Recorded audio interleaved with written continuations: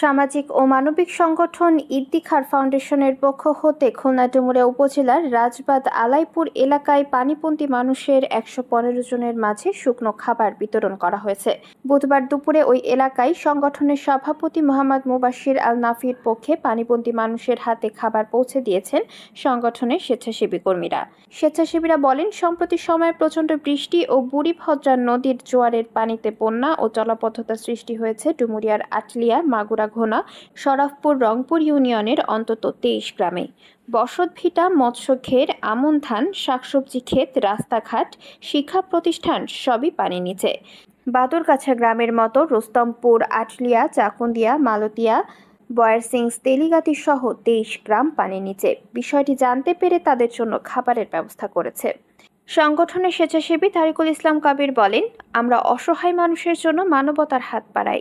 সাব্বির হোসেন বলেন, এর আগে আমরা সিলেট, ফেনী ও খুলনার পাইকাছায় মানুষের মাঝে ত্রাণ দিয়েছিলাম।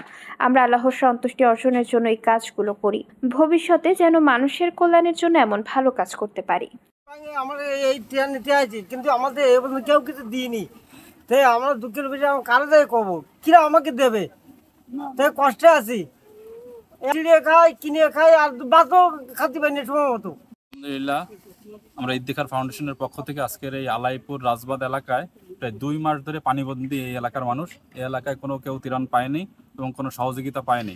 তো আমরা আজকে ইফতিখার ফাউন্ডেশনের পক্ষ থেকে সামান্য কিছু শুকনো খাবার আমরা এনাদেরকে বিতরণ করেছি।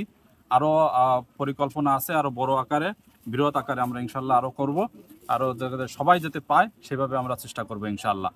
তো এই ২ মাসে বিভিন্ন এলাকায়, ফেনী, অন্যান্য এলাকায় যে পানিবন্দী মানুষদেরকে মানুষ সহযোগিতা করতেছে, কিন্তু এই এলাকায় মানুষ ২ মাস পানিবন্দী, কিন্তু কোনো সহযোগিতা এই এলাকা দেখছেন।